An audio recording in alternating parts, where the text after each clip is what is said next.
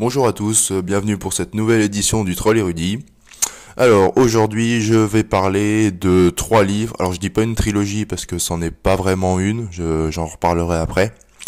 Il s'agit de 3 livres portant sur un même personnage, Drus la légende. Alors un petit résumé d'abord de l'un des 3 bouquins. Donc en fait tout se déroule dans le monde de Draenei. Et Drosdelnock, donc c'est une imposante forteresse avec des murs très solides et tout, qui est donc une forteresse de l'Empire Draenei, et elle va être assiégée par une horde de sauvages des steppes qui s'appelle les Nadirs. Et le commandant de la forteresse, il a un peu peur de perdre la bataille justement, donc pour ça il fait appel à un vieux héros guerrier du monde Draenei qui s'appelle Drus, surnommé Drus la légende, entre autres. Et il espère que la présence de Drus durant la bataille lui permettra de remotiver les troupes et d'aider la forteresse à tenir. Alors pour présenter un peu plus généralement, c'est des livres qui ont été écrits par David Gemmell, un auteur anglais si je ne me trompe. Donc comme je disais, c'est pas vraiment une trilogie, hein. En fait, les 3 livres dont je parle ici peuvent être lus de manière indépendante. Puisque chacun a un peu sa propre histoire. Le gros point commun, évidemment, c'est le héros, hein. Tous les 3 sont centrés autour du même héros, donc c'est pour ça que je les ai regroupés en une seule vidéo, puisque je vais dire un peu la même chose pour les 3 livres. Le premier livre, alors là je les donne dans l'ordre de sortie, mais c'est pas l'ordre chronologique de récit. Le premier sorti c'est Légende, tout simplement. Le deuxième c'est Drus la légende, et le troisième la légende de Marchemort. Donc ils sont sortis dans cet ordre-là, mais c'est pas vraiment l'ordre chronologique, j'en reparlerai plus tard. Donc à savoir aussi que Drus apparaît comme personnage secondaire dans 2 autres romans de David Gemmell, qui sont Loup Blanc et je sais plus le nom du deuxième, je les ai pas lus.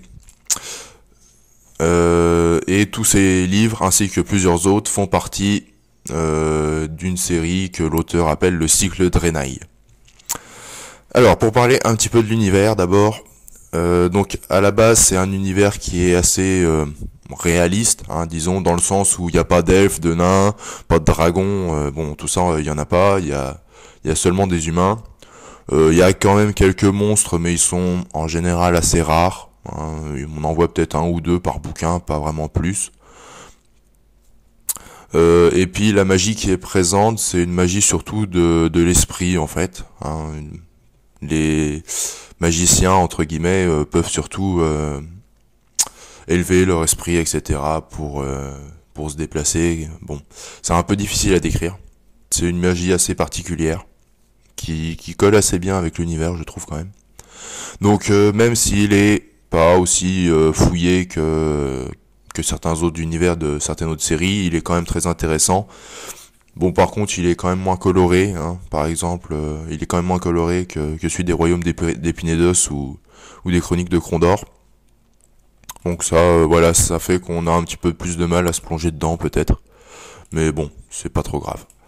Alors, pour l'histoire, donc comme je disais, les livres sont pas sortis dans l'ordre chronologique du récit. Si on veut les prendre dans l'ordre chronologique, il faut commencer par Drus la légende, qui en fait parle de la jeunesse de Drus, et justement de comment il s'est forgé sa réputation de héros, hein, parce qu'on en entend parler justement de cette réputation dans les autres livres, et là ça dit vraiment voilà quelle est la première épopée de Drus, qu'est-ce qui l'a rendu célèbre. Le deuxième c'est la légende de Marchemort, où là Drus est déjà un héros reconnu, et puis se trouve embarqué dans une aventure à la recherche d'un artefact avec les Nadirs, etc.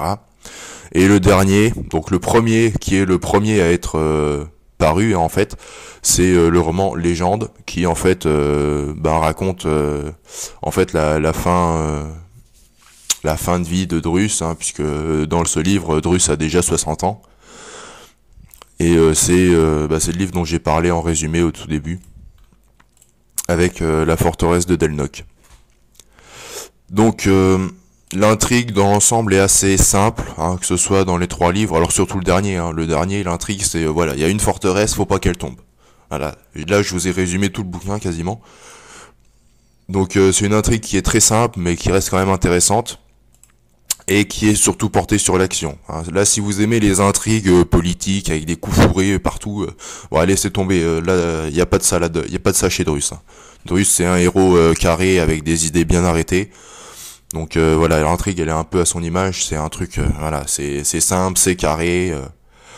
Au bout de 2-3 chapitres, tu sais à peu près tout ce qu'il y a à savoir. Ensuite, pour parler des personnages, enfin surtout du personnage, hein, parce que il y a un seul personnage essentiel, évidemment, c'est Drus, hein, puisque les 3 bouquins tournent autour de lui justement. Donc c'est un personnage qui est vraiment très charismatique, très attachant, et c'est vraiment lui qui porte le récit. Hein. Je veux dire, si Drus n'avait pas eu ce charisme, je pense que les 3 bouquins n'auraient eu strictement aucun intérêt. Hein, c'est vraiment Drus qui fait tout l'essentiel, quoi. Bon, évidemment, il y a d'autres personnages secondaires, mais ils sont assez anecdotiques en fait. Hein, c'est voilà. Par rapport à Drus, ils font un peu pas le figure. Il y a un personnage quand même qu'on retrouve dans les 3 livres, même si dans Légende il est juste mentionné, il n'apparaît pas. Mais bon, Drus en parle. C'est Siebend, donc c'est un poète, c'est l'ami de Drus. En fait, lui qui a écrit les sagas sur Drus et qui a rendu Drus célèbre dans le monde Draenei. Donc, les points positifs, pour faire un petit résumé. Le premier, déjà c'est assez intéressant quand même de suivre un peu comme ça la vie d'un personnage. Hein, ça fait un peu une biographie en 3 volumes, on va dire. Bon, 4 si on rajoute Loup Blanc, où Drus a l'air quand même d'apparaître pas mal. Faudra que je lise celui-là, faut vraiment que je me l'achète.